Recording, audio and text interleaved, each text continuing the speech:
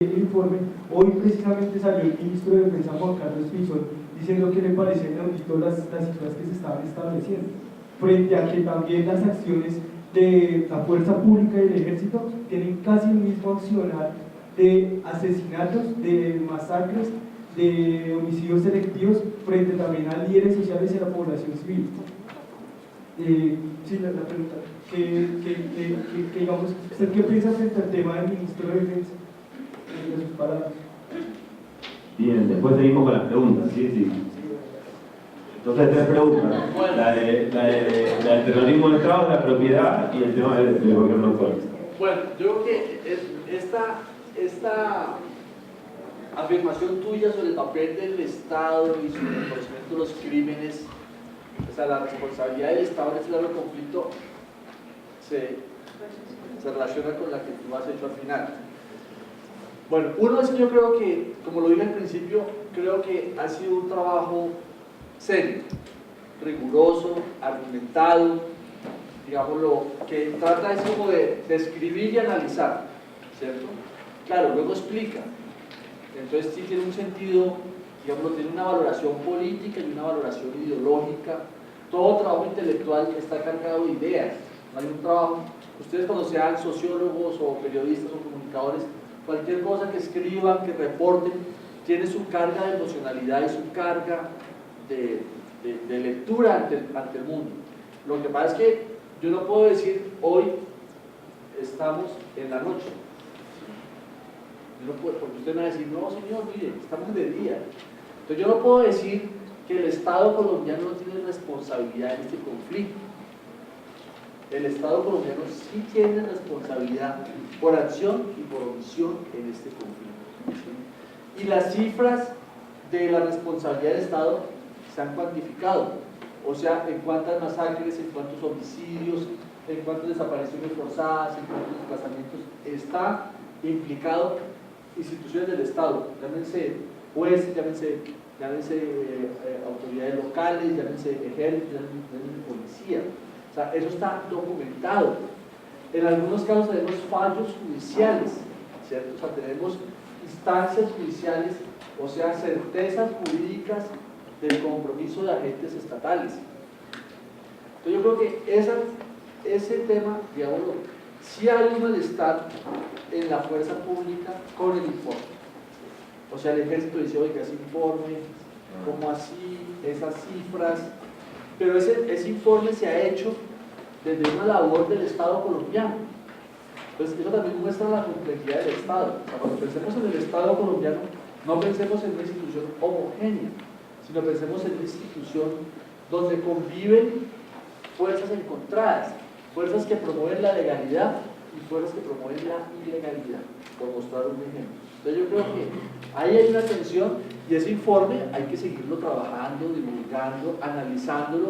Me parecería, por ejemplo, muy interesante que el informe fuera discutido, por ejemplo, por los militares retirados, que creo que es una maravilla poder decir, bueno, leamos el informe, analicémoslo, discutámoslo. ¿Usted qué piensa de este informe? Entonces, si usted me sigue diciendo que el conflicto colombiano se explica por la Guerra Fría, pues yo creo que es difícil ponernos de acuerdo. Yo creo que el conflicto colombiano se explica por un desarrollo en la sociedad colombiana, un tema nacional, un tema nuestro, orden en el campo, garantías de competencia política. ¿Por qué la agenda que se negocia hoy en La Habana tiene como primer punto el tema rural? El primer punto de la agenda es el tema, porque esa es una raíz del conflicto. Poca tierra, como lo ha presentado Gonzalo, o sea, la raíz del conflicto es un tema rural, de orden de propiedad, de acceso a la tierra, de condiciones de desarrollo, de infraestructura, de políticas públicas, de ejercicio de la ciudadanía del mundo campesino. O sea, lo que vimos en el paro de agosto es eso, hay un mundo campesino insatisfecho, con demandas, con necesidades. Entonces, ahí hay un gran tema. ¿Por qué el segundo punto de la agenda de La Habana es participación política y ciudadana? Porque es la segunda raíz del conflicto. O sea, la agenda que se negocia hoy en La Habana es la agenda del conflicto armado clásico. Es la agenda del conflicto armado clásico. Ahí está el tema de las drogas. Las drogas se sobrepuso entre el primero y el segundo punto. entre el orden rural y la competencia política, porque el narcotráfico es una dinámica económica, social, política, cultural, ¿cierto? Entonces ahí hay y medio siglo de conflicto que nos ha dejado, pues millones de víctimas. Cuarto punto de la finca de La Habana. Entonces yo creo que ahí está ese derrotero. Pero por supuesto que este informe causa malestar. ¿Causa malestar en quiénes? Bueno, en los que tienen una lectura del conflicto, que lo ven, por ejemplo, los que explican, este es un conflicto de la Guerra Fría, o este es un conflicto de desadaptados, gente que les gusta hacer terrorismo. O sea, la explicación, ¿qué es este conflicto? No, este es un conflicto de gente que les gusta hacer el mal, que les gusta hacer terrorismo. O este es un conflicto de gente que le gusta la plata.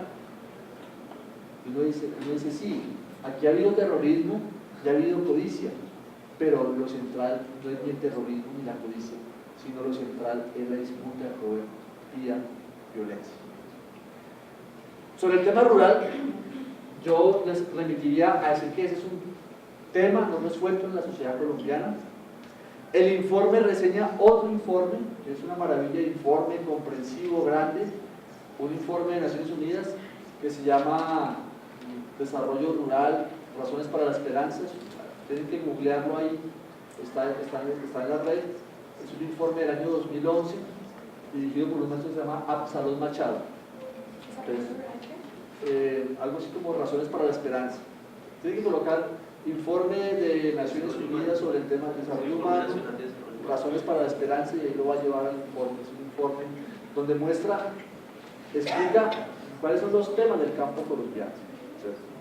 Temas que tienen que ver con el acceso a la propiedad, la legalización, el desarrollo del campo colombiano, la concentración de la propiedad, el desarrollo de regiones, las políticas públicas. Bueno, es una inmensidad de informes que explica eso.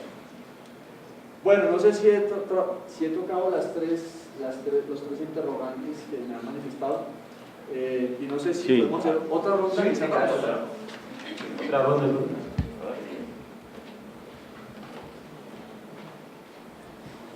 Buenas tardes, mi nombre es Leila Basilio, estudiante de Comunicación Social, y personalmente tengo una duda. ¿Hay infiltración de la guerrilla en las protestas sociales?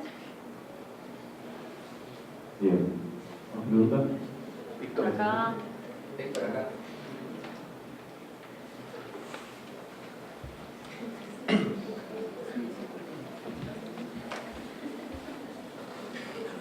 Bueno, buenos días.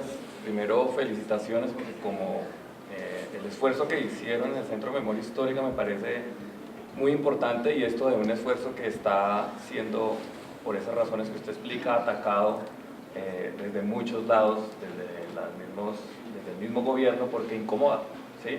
Y desde ahí quiero plantear como una reflexión. ¿Cuál es el papel ahora de los medios de comunicación que durante décadas quizás no informaron de esas causas objetivas que usted nos cuenta de una manera tan sencilla? Y lo que es peor, no nos informan tampoco de que sí hubo unos ganadores de 50, 40 años del conflicto que ahora tienen una ganancia en poder político, en poder territorial, ¿sí?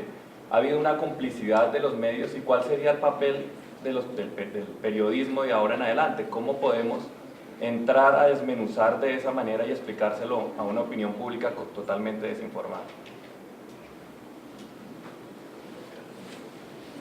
Yo